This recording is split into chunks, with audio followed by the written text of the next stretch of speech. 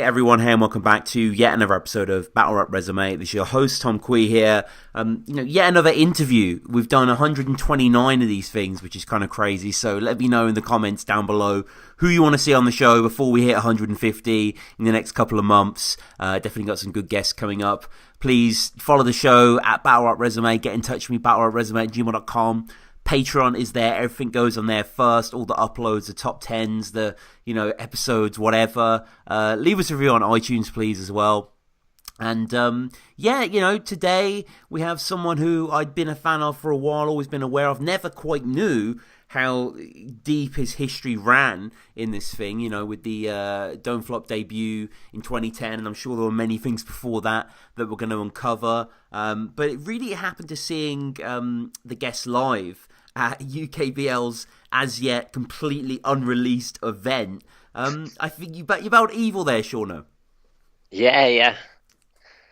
The footage isn't coming out for that, is it? Did you say? No, and it's right. So I won that then. I well won. But it's good to have you on the show, man. Yeah, man, it's good to be on. I've been waiting. I've been waiting for a couple of years now for the call. I finally got it. Finally got it. Man. I've got the BRR seal of approval. I'm gonna tell my mum now I've made it. So, rapping for you, like writing in general, like was this something you'd always been into, or? Believe it or not, no. Like I originally beatboxed for fucking years and years and years, and then I met Blizzard through a mutual friend of ours called Brian, and just through associating with him and like he'd always be spitting bars, and then it kind of rubbed off onto me. And like one night, like I just wrote this verse on a whim, and then I shown it him, and he was like, "Yeah, that's pretty good." And then it just kind of went from there, and he sort of coached me for like my first bits of writing, and then like maybe after about a month of writing bars, I've ended up in a Don't Flop battle, which was the 2K one. Which, jeez. Yeah, you can. That's a bit why I was so introverted and couldn't really project so well. Then like that's before crazy, that, though. Just a month. Something like that. Before that battle, I'd maybe rapped in front of, say, 3 people, if you could call it rapping, do you know what I mean? And then, like, I've just kind of jumped in the deep end of, hey, let's just do a fucking battle in a room full of people to test the waters. Like, I like throwing myself in uncomfortable situations. I feel it helps me perform better in comfortable ones. And the name Seano Mac, was that just simply just shortening your own moniker, or? Well, it came from a guy in school, Simon O'Brien, called it in science once, but he'd actually done it as a variation, Shane McMahon of wrestling. He used to call himself Seano Mac, and my government name's Sean McDonnell, and he just kind of called me Seano Mac in kind of abbreviating my name, but kind of a twist on Seano Mac, and it just kind of went from there. But it was just a nickname I'd always had, and one of the only nicknames that I didn't hate, so I kind of kept it and ran with it. And it's got a bit of a ring to it. It's just a shame it rhymes with porno mags, so right. I just hear that about 1,000 times. And you weren't joining Don't Flop when it was just starting here. It had a bit of notoriety, a bit of fame at this point. Like, were you a big battle rap fan in general, or? Yeah, like I'd watched, say, the WRCs and stuff, and it was Blizzard who told me about Don't Flop, and just sort of been watching Lego and O'Shea and a few people on who were active at the time, and just got into it through there. But I'd always been interested in battle rap. I just wasn't aware of Don't Flop until Blizzard brought it to my attention, and then I think I ended up working my way through everything on the channel, and then we both ended up messaging her like, "Oh, should we do it?" You just look like a half-white retired Mike Tyson that tried ice, a couple of white lines, got paranoid and tried hiding inside every night with a bottle of white lightning. So why try rhyming? Because I'll paralyse this guy so he can't even walk or speak at all, like he's Stephen Hawking if he keeps on warring. And every time he recites his rhymes, he'll be like, I have to type my lines. And this was the Northwest weekend, day 2. This was 2K's debut as well. I mean, 2K's battled a lot. I didn't realise it was that 2K when I watched this. Like, he's been on Words of Weapons and stuff like that. Yeah, he's good. I think when we battled, there was a night Innuendo used to put on called the Art of Freestyle, which was I think it was essentially like a freestyle tournament on beat each time, and he had just kind of won that. And that was kind of the only footage I really had to go off. And I remember watching it and thinking, shit, he is actually pretty good, man. I'm in over my head here. But it was fun anyway. Like I feel I think I got everything out that I'd written. I didn't have a choke. I just wish I delivered a bit better. Yeah, I feel like my writing wasn't too bad. Yeah, the writing was good. You've got the technique down, but you are a bit introverted, as you say, a little bit looking at your shoes. One of the lines that does pop that is of quality in the first is the whole he don't flow colder, only here because his dad had a wet dream on the bed sheets and his mum rolled over. Oh, I like that. I definitely never recycled that line because I liked it so much or anything like that. So don't believe the rumours. And, he has energy. Definitely, he's grabbing your trousers, saying you're shit in your kegs, like, you should sell Sprungy your diet plan. Like, it's a decent little back and forth with a very young Blizzard on the front. Yeah, it's as well like how you say he's moving around. Grabbing he threw a load of change on the floor at one point, and like moving around is a very big part of performance because it just like you only tend to respond to changing stimuli. You don't notice what like it's called Troxler's fading. Like if you're around a smell, you'll stop smelling it. But if you're looking at something that's still, you'll begin to daydream because the stimuli is not changing. Whereas if something's moving around, it keeps your attention for that bit more. So then you're going to hear what they're saying that bit better. If that's not looking into it too deep. But that's one thing I didn't know at the time, but I kind of do now, but still don't implement it. But you still had the flips from early on, I think, and what you get off is really impressive. I was just kind of that. I've always had that sort of snappy comeback kind of thing, and like sometimes I'll hear a joke in my head and I won't even want to say it, but I'll have to say it just so people can appreciate how fast I thought of it. It's like I don't agree with this, but my brain just said this. Yeah, there's some dense stuff from you in the third as well. Like you sort of have to pick your way through it. To be honest, you don't really let stuff breathe, whereas 2K has the change, as you say. He has some sort of, he goes in on certain Don't Flop battlers, mentioning Reece Jones as well. And it's interesting to see the censor is one of the judges. And 2K gets it pretty much unanimously. Yeah, I feel like he did win it. I feel it would have been closer had my delivery sort of matched his. But like I say, I do feel he beat me. I went home a bit like that day. Me and Blizzard have both gone there like with high hopes, and we'd all like been hyping it up on Facebook, and then we all had to come home and say that we both lost. But still, between our legs in our hometowns. A lot of people aren't aware that you go that far back, right? That your tryout was in 2010. Well, technically, I tried out so long ago. It wasn't even a tryout; it was just a battle. That's how it was. But yeah, I forget that sometimes. Like it's like I'm a bit of a part of the furniture now. I've just sort of existed in the battle rap world for that long. I've oversaw everything and been at the sidelines while everything's happening. I've not done anything monumental myself, so I'm just a normal coffee table, not an extravagant one. But you were there yourself. You participated in some legendary events, some legendary moments in battle rap history, such as the whole Battle Lab event where you faced off against Els. This was like Briggsy and Shotty's. Yeah, this is their first go really at this sort of league management structure. Like, what do you remember in general of the event? Well, not only was it their sort of first event at the time, the only league in the whole of the UK was Don't Flop, and no one had ever considered the like. It's funny now because there's so many leagues, but up until that point, no one really threw an event for battle rap, to sort of rival it in the same way. Maybe not rival is the right word to use, but the card was amazing for like anyone's first event, even by today's standards.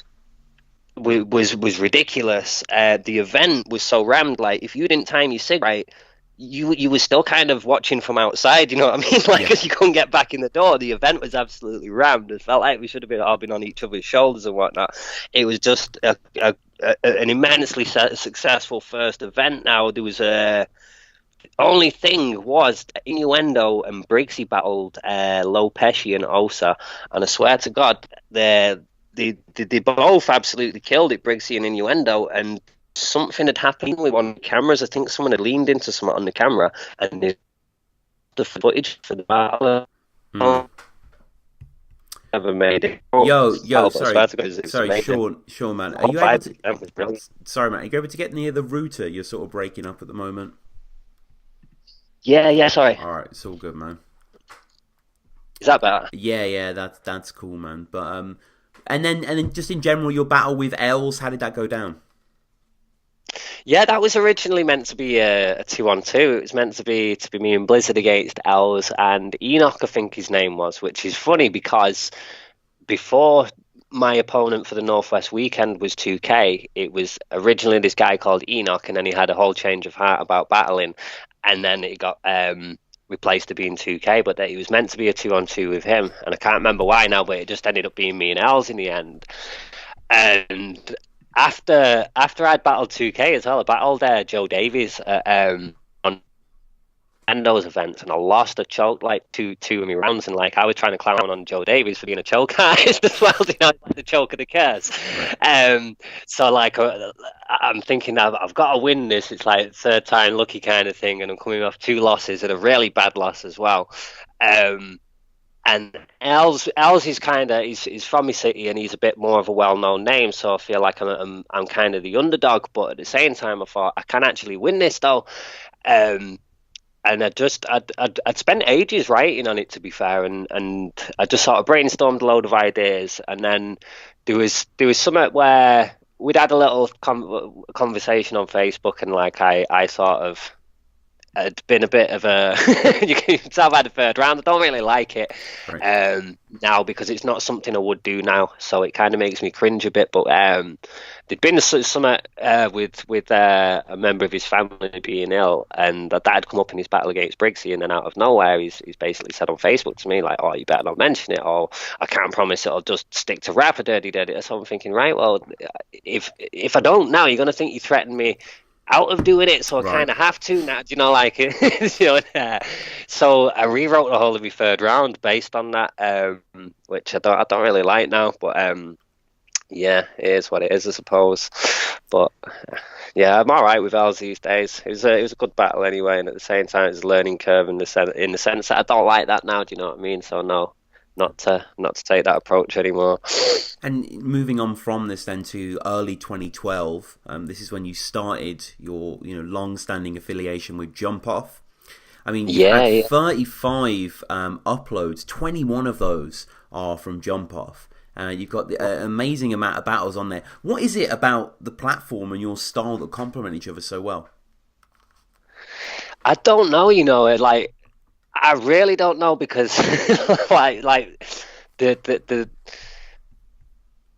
I think it's just the fact that I noticed a bit of a formula to it, in the sense that because it's the crowd there, they're not battle rap fans, so some of them are there for the dance battle, some are there for the producer battle, and so there's nothing that you can reference. It's like catchphrase, say what you see kind of thing. But at the same time, they kind of want to hear memes in bars, if you get me, like of just what's topical, because that's what's relevant to everyone in the room. Like, whereas at a battle rap event, it'll be battle rap related, and I felt like just because there was a looser formula to it, and I kind of cracked it a bit easier. That's how I was so lucky, to be fair.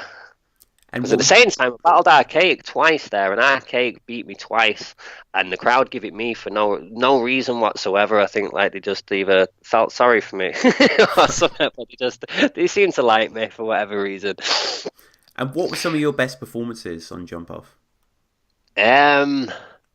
Probably Mr. Ree, Double L, or Rocky are probably probably the ones I don't mind. There's a few that I don't really like. There's a lot of battles that I have that I just pretend don't exist. Like, I've just never watched them back. And as long as I can convince myself of that, then that's how it is. It's like how Bobby Rex does with the O'Shea battle. There's a few of my battles that happened at the same event. And it was cool to see you were part of the Barmageddon card towards the end of 2012 against Toucan. This is, looking back retrospectively, this was an awesome assembly of battlers. Yeah, that was a really good event. I enjoyed that. It was a Christmas one as well. And as well as that, we ended up getting an impromptu freestyle with Tenchu on one side and O'Shea on the other. Which obviously from the second birthday onwards, it was always pitted to be them two to have the title match originally, O'Shea and Tenchu, and the battle just never happened. And then there was like just a 2-on-2 freestyle at the end of the thinking, and O'Shea was on one team and Tenchu was on the other, and it was like fucking a gift from God as a battle rap fan to have just been just that one you up at an event, you know what I mean? Because no one knew it was going to happen. And when I posted a status about it, everyone was like, where was this? And I said, I bet you wish you said that. How was the Toucan battle? Oh, it was, you know what? I lost, and I think it was just I allowed myself to be thrown off at the start. There was a load of people talking in one of the corners, and it threw me off, but not as much as it should have done. I think if I never spend as much time as I should do memorizing my bars, so I feel a lot of the time, instead of seeing me performing, you're actually just seeing me trying to remember my material, which is something I need to work on really. But I'm trying so hard to remember that the talking's putting me off, whereas if I remembered them fully, then the talking wouldn't have bothered me. And I just think that threw me off and a bit. But yeah, we both ended up having a scheme in our second round as well that was near identical, which was annoying because I'd gone second as well, and I just heard him saying it, and I thought, oh fucking hell, like the end of my next round is exactly the same as this. What the hell? Like even finished on the same punch. I don't know how that happened, but yeah, I wish I'd have gone first because of that. And what about your rehearsal process, writing the bars? Like, what is that like for you? Do you know what? It used to be a case of I'd write someone's name in the middle of an A4 piece of paper and I'd blue tack it on the wall. Then I had sort of a concept of an angle to go and sort of do it. You know, it's like a spider diagram. Then it had angles like that, and then sometimes I'd sort of be looking at it and freestyling, and then obviously I'm going off what I can see, so I'd end up linking one of the others to the others, and that's where the bars would come in. And then I'd write them down, and then just I'd noticed, you know, certain ones would fit with others, and then it gradually work itself into like a scheme, and then into a round, and just structure it that way. But now I don't really bother with the whole, you know, brainstorming on the paper. I'm more do it in my head. I don't sit and write with a pen and paper anymore, because I don't feel like I can't force myself to be creative. Like most of the time where bars come to me, I'm doing something mundane, and I'm using that as a bit of escapism from what I'm doing. Like I'll be folding clothes myself to do it, and it doesn't ever work. So like my writing process is more or less automatic, so to speak. Like I don't force it; it'll just come to me in the same way. Like if you've got something to do, your brain will remind you to do it. And you battled Dialect as well on Stand Tall. No, I didn't. This is one of the ones that was saying about that. Right. I mean, I haven't actually seen this, but I mean, it's got under 2,000 views. Or criminal for Dialect. Yeah, do you know what? I don't think either of us promoted it much, because I don't think either of us were happy with our performances. I think Dialect had a couple of stumbles because obviously my overwhelming presence and everything just threw him off. And I'd posted a status like about 2 weeks before this event, just trolling everyone, saying, out of everyone who can't get on Don't Flop, I'm better than you. So everyone's like having this big argument on my status. And I thought, well, that worked. And then like when I'm at the event, like people are dropping bars about it and everything, and I'm just thinking, oh shit, no one even wants me. Do you know what I mean? So I'm trying to rush through my material. Like I didn't really want to be there, and like dialect's presence is a bit overwhelming. It's different from watching him from the sidelines to actually being stood in front of it on the receiving end. You know what I mean? He's got a lot of energy about him. So even with like these couple of stumbles, he still 3-0'd me. But do you know what? From what I remember as well, like because I haven't watched it back, Dialect probably had the best set of multis for my name. I can't think of any of them now, but he had a whole scheme that I just remember thinking, oh shit, there's a load of new ones, I better write these down. I think Zorro slash was one that he said that I hadn't heard before. Zorro slash, yeah, that's nice. Yeah, Dialect rocking his inner twerk definitely in that battle, got his hood up for the entirety of it. I sort of skipped through it, but definitely need to check it out. You returned to Don't Flop's the next one I want to focus on proper, against Bizzo. It's been 4 years since 2K that we covered earlier. Why such a gap? There was no show issues and me getting banned and stuff. Is admittedly my own fault. But you were banned. Sorry. That's why. Yeah. There was a battle that got booked. It was like a 2-on-2 for this event, and the guy on my team kind of flopped, and then I'm thinking there's no point in me going to dad or commenting like that. Getting banned over that for a bit, and then it was after speaking to at the lab event that he said it wasn't even like that. It was just I just hadn't, you know what I mean? It's only now having met you and spoken to you that I'd realised and what.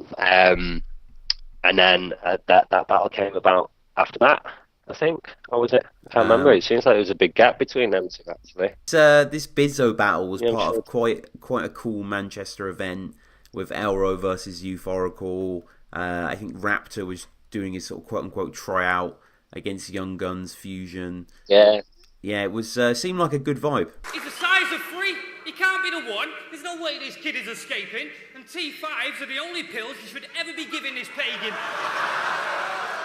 Yo, you couldn't beat HK on your A game. Come on, face it, you whack as shit. You're the only person in the whole league ranked below Fantastic. I mean, even with 3 straight rounds laid down, you'd get done off by 2 bars of freestyle by any one of them kids having a battle in the playground. Yeah, it was really good. I'd been in a car park not long before that, because once again, I actually wrote for that the day before, started memorising the night before, and then was going over my stuff that morning, and I didn't really know it cleanly off paper, so Raptor was sort of helping me go over my stuff in this car park that was behind there with Bino and a couple of other people. And he like, I feel my delivery was a lot better in that battle compared to other times, even ones I've done since then. I actually hold Raptor responsible for that, for getting me all sort of hyped and going over my shit, and it's like, yeah, that bit's sick, and do you know what I mean? Mm-hmm. So yeah, like I enjoyed that battle.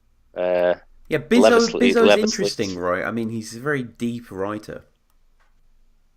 Yeah, he's a bit like an old me in the sense he's not to blow me on trumpet and say that I'm a good writer. He is a good writer, but like he finds it hard to get out of his body. You know, I explain stuff in weird abstract ways, but just to project things, he kind of stuck inside himself a bit. But there's ways around it. Power poses. I secretly do power poses in the toilet now. I don't know if you know about them. Like the victory pose, or certain ones like that. And they flood your body with testosterone. I spend about 2 minutes in the toilets before a battle doing them to flood my body with testosterone before a battle, just to help me with delivery and whatnot. But yeah, a little secret tip. I mean, Bizzo, he can be a little obscure at times, and he is prone to choking. But he does have some nice stuff. If Seano try jump off here, it's suicide. There was loads of his bars that were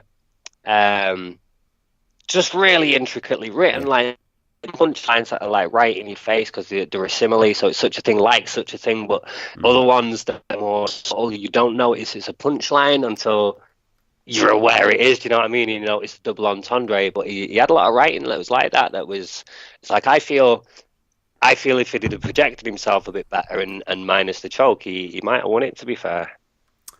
Yeah, I think your character shines through, and I think this is the cleanest delivery I've seen from you. And a lot of people are praising you in the comments, rightly so. I think at the time this is a bit of a breath of fresh air, you coming in. Because, you know, we haven't really commented yet, but it is your sort of, your multi-chains that I love. The sort of abstract synapse paths, you know, the streams go to, and the references. And, I mean, how would you describe your style? It's not a style to me, though, is it? Because Right. it's me. Everyone else has got a style, so I can't really describe it. It's just my random meandering thoughts. But that's what my whole life is. It's not. It's not. It's like you've spoken to me long enough to know now that that's just how my brain works. It just hops from one stone to the next and then sees what it is when it gets there. Yeah, I mean, some excellent stuff from you in the first. Ain't got no fans, nobody calls you their idol. He was in the shittest league in the scene, wrapped in wire, and couldn't even put up a war for the title. So there's no way you'll see this fruit end up on top with the cream like strawberry trifle, because he did a battle that got 200 views and 40 went viral. Do you know what, the strawberry trifle lines Yeah. are reached though, because I didn't realise the strawberries aren't on the top on the trifle, are they? Right. And it's just a massive stretch. But strawberry trifle and 40 went viral with just nice multis. So, Yeah, like I say, I wrote this the night before, so you can probably tell. But yeah, I was kind of proud of that just for the timing on it, because I think people thought the punchline was the battle that got 200 views, and just the pause was well timed. I thought. No, absolutely, and your setup lines are nice as well, sort of existential and roomy. I'm the first page of the next chapter, you say. Yeah, well, it didn't work out that way, did it? But Bizzo's name's Bond, so it won't be long before he's replaced by a next actor.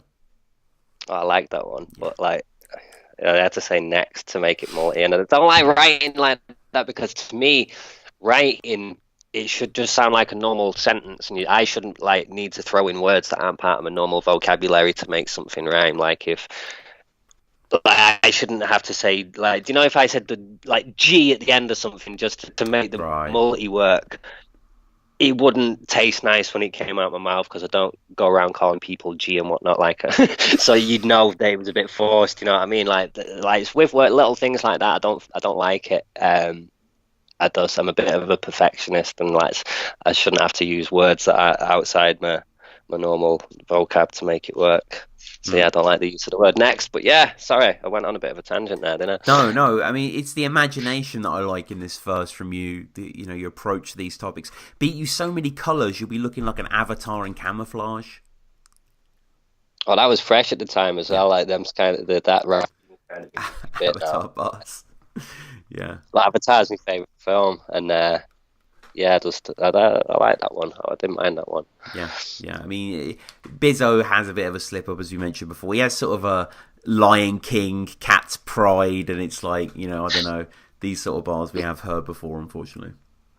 Yeah, and just I felt bad as well, because he said he's right as well. Like when I choke, I go fucking like that, and he said that, and then he had a choke. And I've just gone fucking like that under my breath, and I don't know whether that threw him off more, you know, because I did that. Yeah. And like, I feel bad when I do stuff like that, talking through opponents' rounds. Like, it's not sportsmanlike, is it?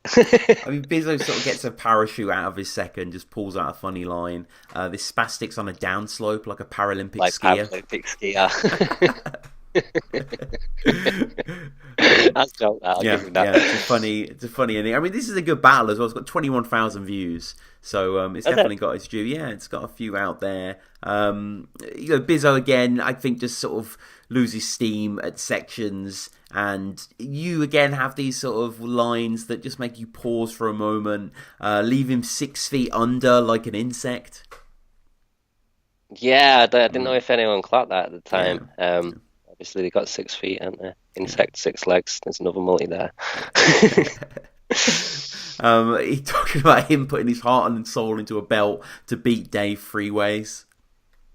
Yeah, but like the belt, it wasn't even a plastic belt. To be fair, it's like it was a fairly well done one. But I thought I could just get away with making it seem like because no one would know otherwise. But I did this. Dave Freeways and Bizzo had this battle, and can't remember what it was now. The way that it was something to, he said he was going to bring something to the battle. I can't remember what it was, but then he tricked him into. He wasn't like the tangible object that he'd mentioned that he brought. He just wrote something to do with it or something. I can't remember what it was that he'd done, but it basically tricked Bizzo into writing a whole round about something that hadn't happened, but he'd convinced him that it was going to happen. So I'd wrote like a big scheme based on that. And then when I've got to the end of it, like no one's reacted to anything. I thought, well, yeah, obviously no one's seen that battle after. So like, I just kind of shook my head and go, yeah, no one gets it. No one's seen it after, and I can't. But like that got enough of a reaction to make up for the whole scheme not getting a reaction in itself. But yeah, I was a bit like I say, I was a bit more comfortable in that. So it was like I weren't trying to remember my stuff so hard. I could actually be myself a bit more because I'm not stuck in my head trying to think. And you, I mean, you take the victory. It must have felt great. Yeah, I was buzzing with myself. I can't remember what was. I think that was obviously my first sort of 3-round battle in ages. Yeah. And obviously I was a bit worried about the one of my rounds because of how short space I'd wrote them in. But yeah, I was happy with myself. And like I said, I've always rated Bizzo. So I wasn't really sure how it was going to go. Like he could, like he's capable of beating me. You know what I mean? It's not like I went in there thinking, I'm definitely going to win this no matter what. I did sort of think of the possibility of me losing, but yeah, I was happy for myself. Won in my hometown. I very rarely get to battle in Manchester, so it's nice to win when I do. And what did you think of the rest of the day? Elro, euphorical. Oh, it was good. I can't remember a whole lot. I just remember the Kendrick Lamar Mac thing. Right. Because there was Elro had a bar about Rick Ross with an ostrich, Rick Rostrich, Yep. and Euphorical was just basically taking the piss out of that. It was like Kendrick Lamar and an aardvark, Kendrick Lamar back. I just remember absolutely creasing at that. I don't remember much of it now. I'm gonna have to go back and watch it. Let me write that down. I remember it. Yeah. But fair to say, the next battle of yours, biggest battle ever for you, for most people on this card, against Big J. Yeah. Someone actually asked, was it Young Crumpet on the status tag doing to ask what it was like battling in front of a crowd like that. Yeah. And what I've never actually mentioned to anyone before is the reason I'm wearing sunglasses is because I've got my eyes closed the entire time and I'm pretending there's no one there. Right. So I'm like, I'm just pretending I'm in a room on my own. But no one can see because I've got sunglasses on. But that's why I was wearing them. Just so I could just pretend I was on my own, going over it in my head again. But yeah, like it was like I even remember like on just looking off on the stage and I'm thinking, oh shit, I've got to do this now, and like I thought I was going second as well. I think because of the way it was on the flyer, it's like my battle was second from the bottom, and it's like I was looking for somewhere to go over my bars as well.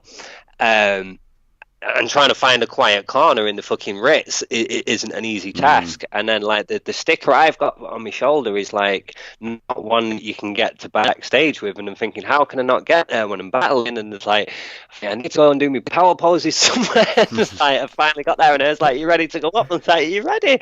Oh, tell me there's somewhere I can go over them once quickly, because this was another one. I think like there was certain. I think the Matrix scheme had already written a few days before, but the majority of it was written like the day before, so I just wanted one clean run of going through it before I did it. I had to do it in front of everyone, and I've literally got about 2.5 rounds through it, and I was like, right, come on up, kind of thing. It's like, oh fuck you now. There ain't no way that I'm getting beat by a battle rapper in one of Conceited's t-shirts with faggot leather sleeves.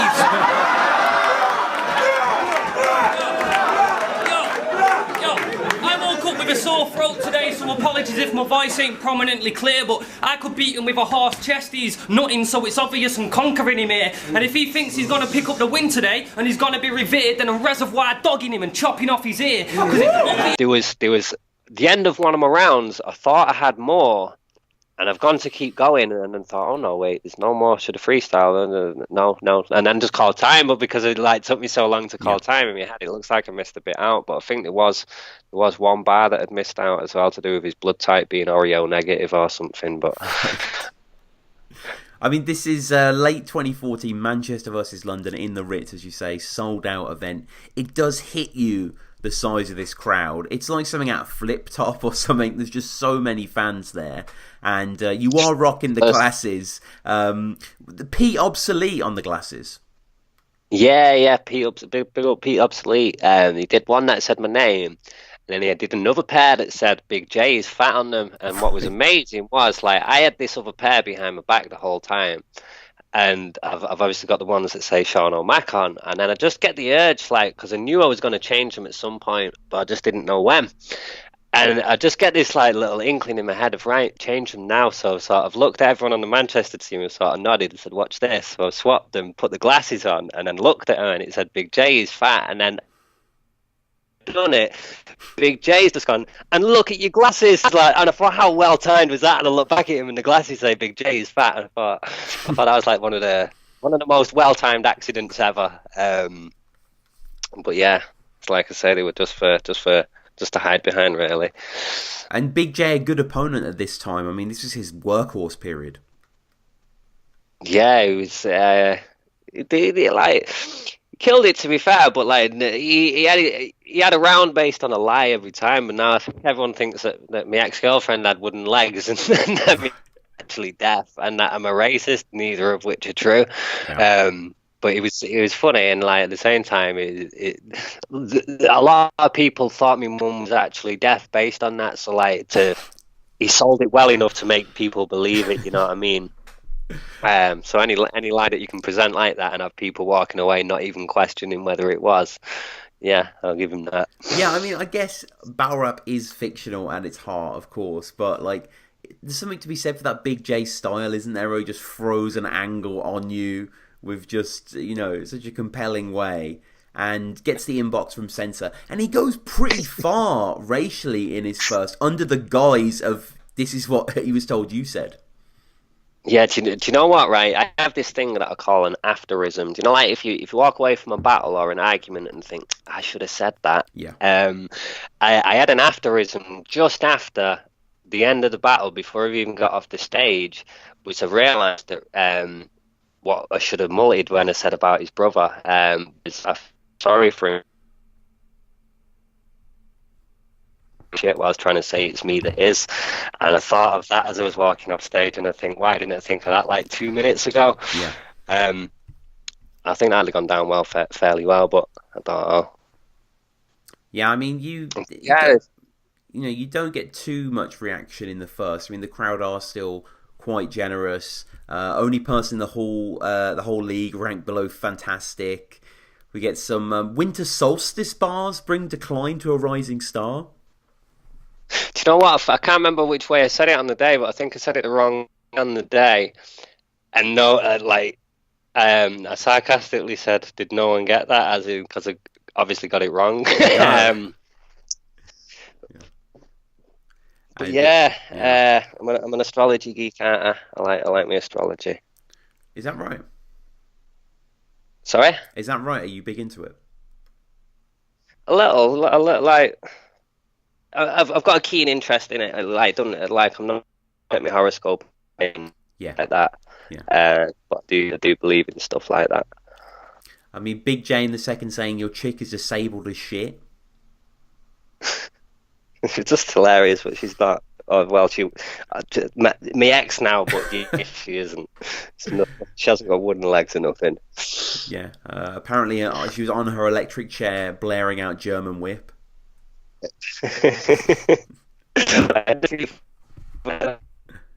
Like these back for the dump so and get legless when she's already legless.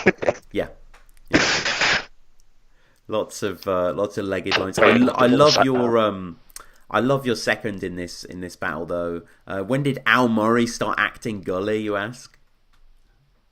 Do you know what? It's funny as well because I usually make my second round. I usually intentionally make that the worst round because you tend to only remember the first and the second. So it's like say when you're watching a film, like a comedy film, it'll always generally have the setting of the scene, and then it'll let things drop a bit and lull just so that the high at the end of the film when everything's pieced back together and it all worked out well. Is that basic setup of any film, so I kind of write my battles in the same way. That'll kind of make me second round a bit more shit on purpose, or I'll rush write it so that my first and third seem that bit better by comparison, and they're the important rounds that you want anyway. But with that one, I actually focused more on the second round, which was an unusual approach for me. But yeah, that's probably my favourite round. Yeah, the second round on that. Yeah, it's really good. I mean, you sort of take on the Big J mantle. His mom's pussy's huge. When period tries to use a Padme, it looks like Superman's cape flowing around in Bruce's Batcave.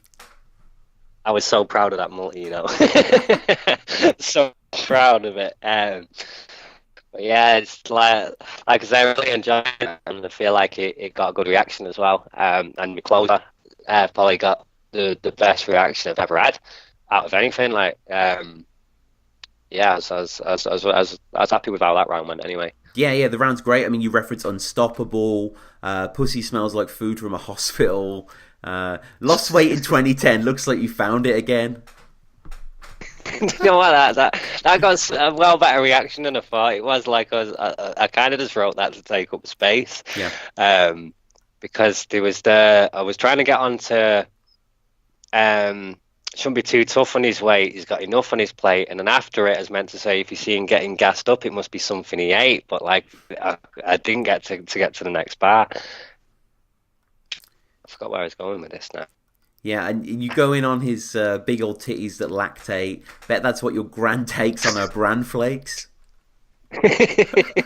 Jump off, what good? I actually eat fucking bran flakes as well. I think that's where I got the idea, like pouring my bran flakes in the morning, and then I've just just thought what rhymes with this, and then just worked it into my Big J round. Yeah, I mean, your ending is huge. You basically confess, like, what's the point of doing fat jokes about someone like Big J? You know, he's heard it all before. It's a waste of time. Too many fat jokes. You know, he's like, oh, tell me what I don't know. And you're like, salad tastes nice. It's just the switch, the delivery, the force that happens is so good. I feel it was the timing of it as well. Like was it Bob Monkhouse who used to always say it's like it's all about the timing in comedy. So it's just trying to make them think I'm finishing on tell me something I don't know, and that's it, and there's nothing else, and then without it being so long that it's awkward. But I felt like a time that. And Big J's third is all about your mom being deaf. Yeah, when she sees the sign language for this, she'll go. No, she's already seen it. She thought it was funny. To be fair, she's not deaf. Right, yeah. I mean, he sort of just uses that to, as architecture for his round. Yeah. Having to throw up gang signs, asking mom for dinner. Can only watch Kelly when the little man is in the corner. That sort of thing. Just sort of the sounds of cipher line. Well. Yeah. Just told your mom to go fuck herself. And it goes, something. She sounds like that. So I God, I nearly died on stage when he did that. I mean, you get a recess reference in your third, TJ versus Mikey, which is nice. But I think definitely your second, and the battle, has a lot of moments for it. Almost got 50k views as well. It must have been very cool to have been part of this battle. Yeah, that's like one of the sort of moments of like highest pride kind of thing, because obviously not only the card I'm on, the fact that it's like I'm seen as being on a team with the other Manchester MCs. It's in my hometown. It's in a like the Ritz. It's like all of it's kind of phenomenal to me. If you'd have told me when I was bloody mumbling to myself against 2K like I'd have been on that card at that venue, I'd be able to laugh loud enough to laugh at you, but I might have mumbled it to myself. And I just want to touch. See, I mumble rapped before it was cool too. You know what I mean? I'm a trendsetter. And I just want to touch quickly on another jump-off appearance. This is in June 2016 versus Jay Short. How was this? This had a giant crowd again. Yeah, this was like me and Jay Short were meant to have battled about like 17 times before this actually happened. And then like we finally did, and it was like I think I had like a round and a half that still would have been applicable, and then in the opening of my first round, I've had a bar about support ginger abortion, and these girls on the road just like being booed. It hurts my feelings, you know what I mean? So I'm like trying to carry on, and they're booing, and like in my head I'm like, just shut up, will you? Just let me get on with it. And they carried on booing, and then I think I booed back at them and said, I can do that too, do you want to go with this? And then like that, and got all upset about it. And then just Jay Short won effortlessly, like he wasn't even trying, and he just 3-0'd me. It's just a shame that he went.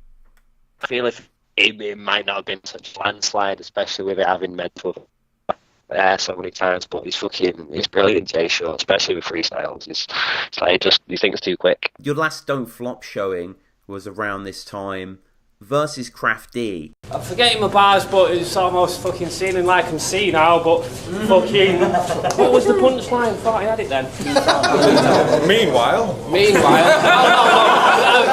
the mayor of Halloween Town, a second later there's a mean frown, and then all the impressions you do in battles, well, they all make sense to me now, because you don't know who you are, so you make it up based on everyone you've been round. I mean...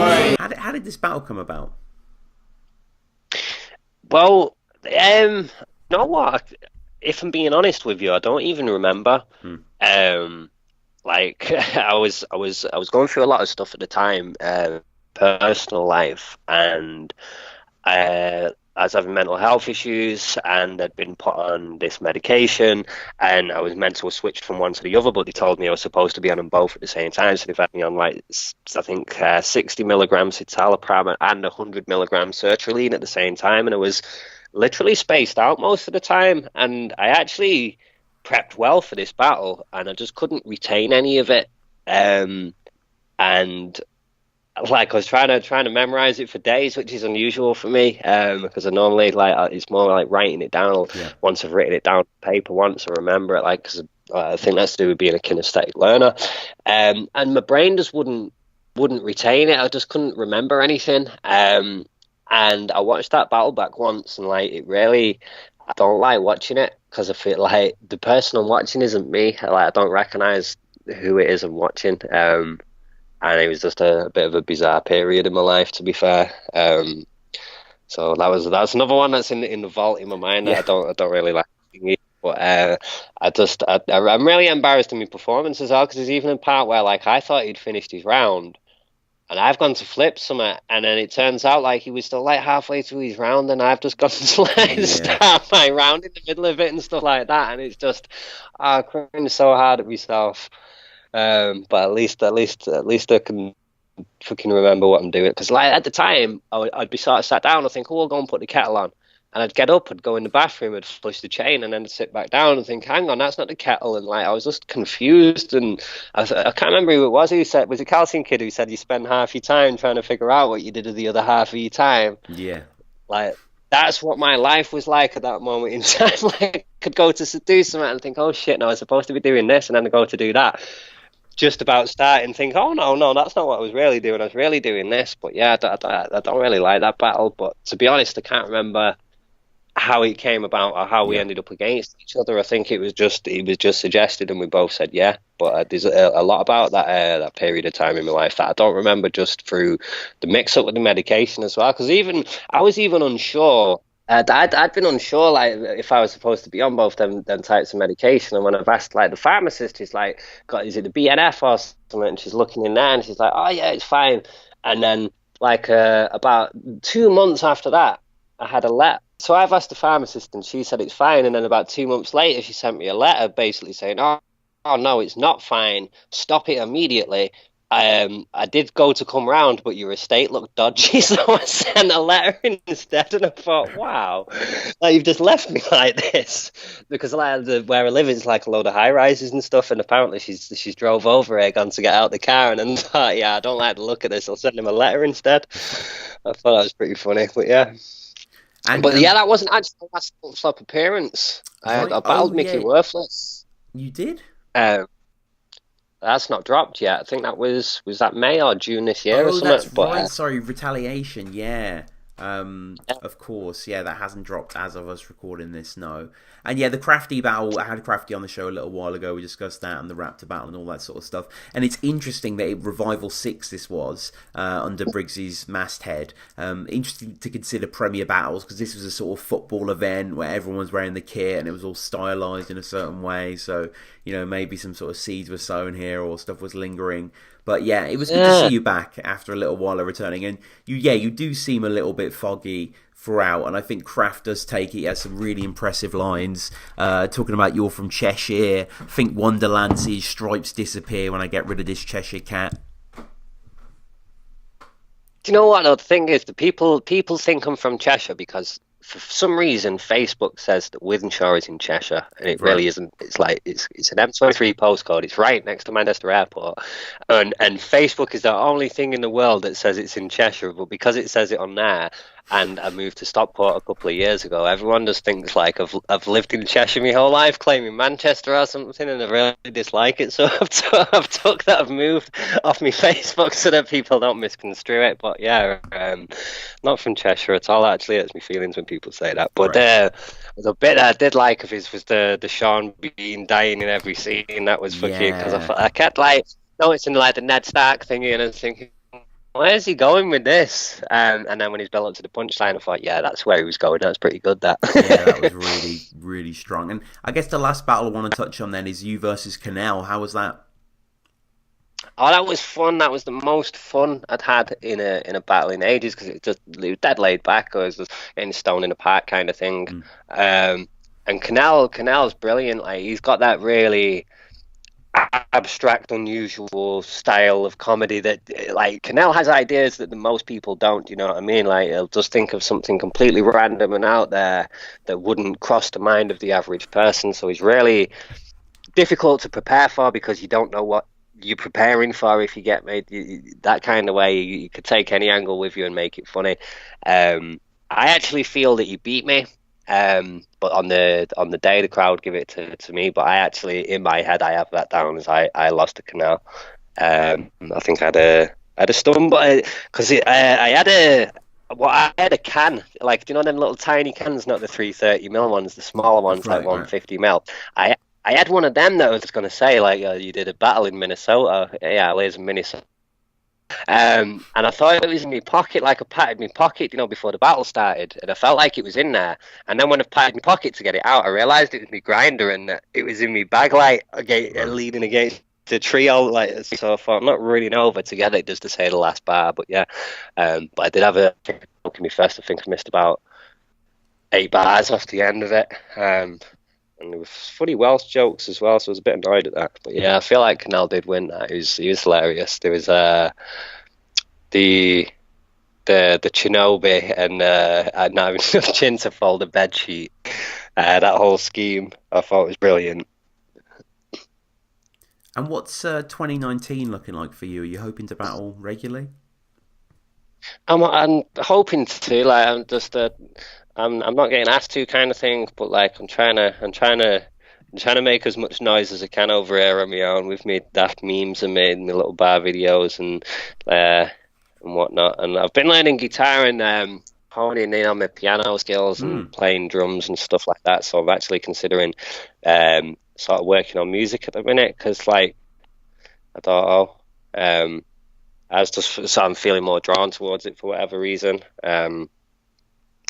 But yeah, let's see what comes anyway. I actually applied for the academy, but I don't know whether I'm eligible, being an old fart. As I said on the application, I feel like Owen Wilson in the internship answering the blender question.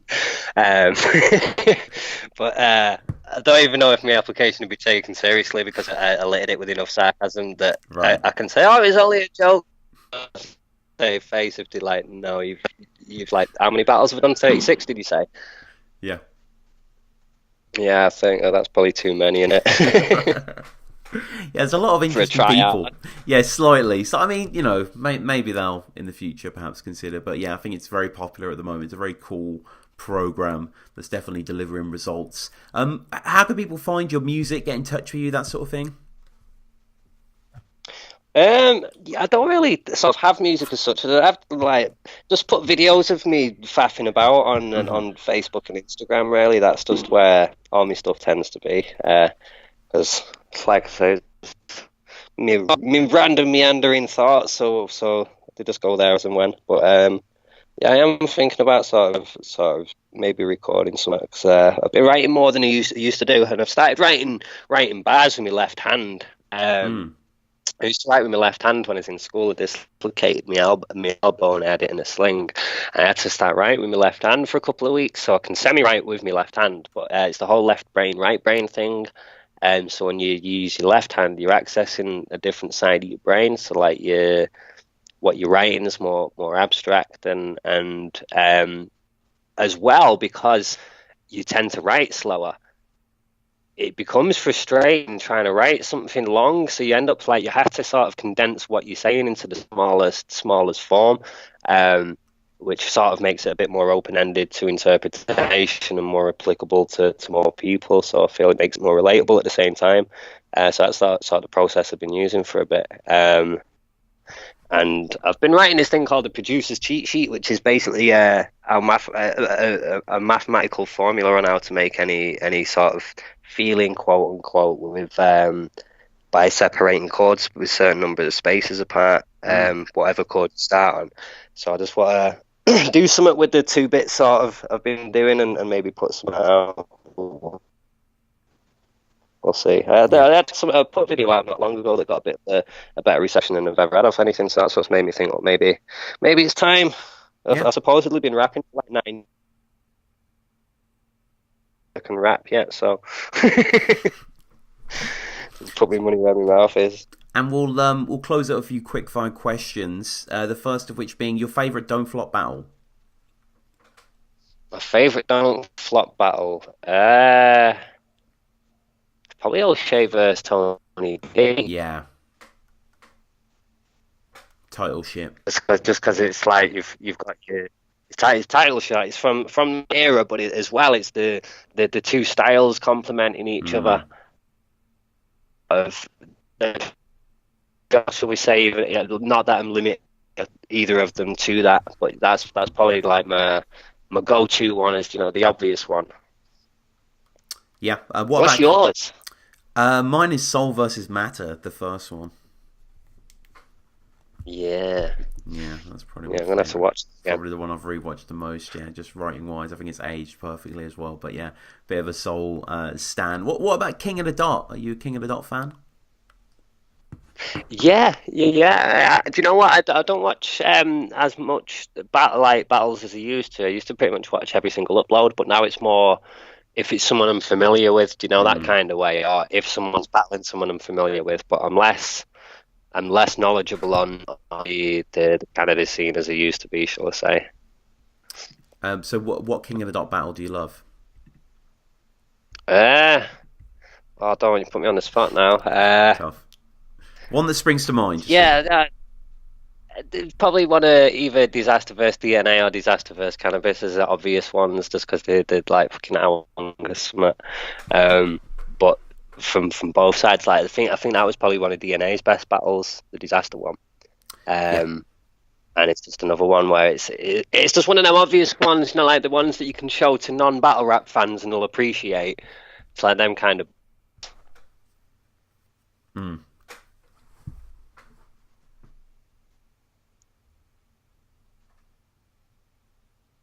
Yo, Seano? Can you hear me? Yo, yeah, can you hear me, man? Yeah. Yeah, all right, it's all good, bro. I can edit this, yeah, it's no problem. What about URL? Favourite URL battle? Do you know what? I don't really watch that many. I watched the Iron Solomon Romnitty one the other day. Iron Solomon's first round was ridiculous. But like I say, I only tend to watch battles of people I'm already familiar with and kind of getting old in that way. Like, but yeah, I've always been more King fan, to be fair, than Smack. I just feel like thought, you have, and I obviously know of like the Smack DVDs and stuff, but just in the online era, I just sort of warmed more to King of the Dot for whatever reason. Okay. Well, final two questions, non-battle rap related. The first of which, Seano, your favourite film? My favourite film is Avatar.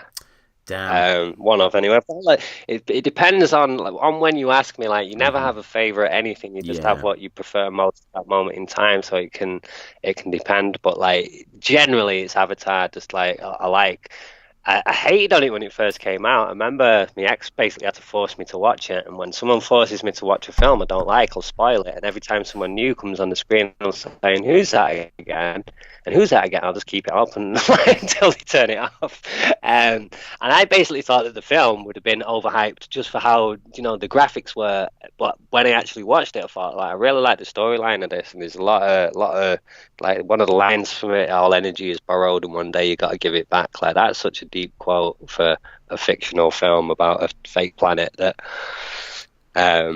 But yeah, that's probably my favourite film. Yeah. Sorry, I went off on a bit of a tangent. It's interesting. No, I need to. I've got 120 odd answers from all the different battlers. I want to compile it and just put like the battle rap's guide to movies because there's some gems in there. And Avatar is a really interesting one. I don't think anyone's ever said that before.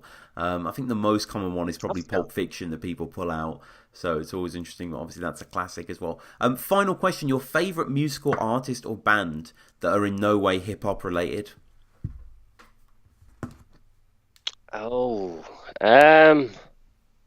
in no way hip hop related. Yeah, so I guess I'm more asking like rock or pop or Yeah, do you know Faulkner?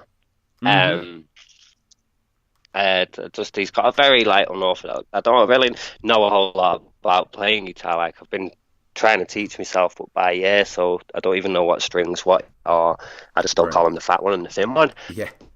Him play, he looks like he plays so different to everyone else that he just says to me, no one taught him to play. He just got a guitar in his hand and he just figured it out for himself because he doesn't play. There's just stuff about him that he does that it tells me that he's not been taught because he would play the same as everyone else. Like he holds it overhand and stuff like that. There's just, but I think he's a talented guy. Yeah, but that threw me a curve. I'm probably gonna end up thinking, shit, I should have said this. You'll guy, have an like, aphorism, You'll definitely, you'll definitely think of a follow-up. I like that you remembered that. Did you get excited? I got that. It's a good coinage. Like I've got one myself that I said on the podcast. Like how all British films are like just really down and dirty and realistic and kitchen sink. So I was like, you could have British cinema. So, maybe people can use that in the future. This is England, Dead Man Shoes, that sort of stuff. Getting in that sort of vein. But Seano, this has been great. I want to urge everyone to go and check out all the battles that we've listed and all the jump off ones as well. Find Seano on social media. That video that you spoke about earlier is absolutely awesome. And hopefully we've got music coming soon and all that stuff. Subscribe to the show. Leave us a review on iTunes. Patreon is there if you want to support as well. Thank you very much. You get a dedicated feed on there as well. So all the episodes that come out, you can download them straight to your phone. Comment below. iTunes review, as I say. Seano, any final words, sir? Oh no, just thank you for having me. If anyone's still listening, thank you for still listening because I sound a bit like Lois Griffin and that can grate on the ears a bit. But it's been good talking and thanks for having me once again. Of course, Seano. Thank you again, man. You're welcome.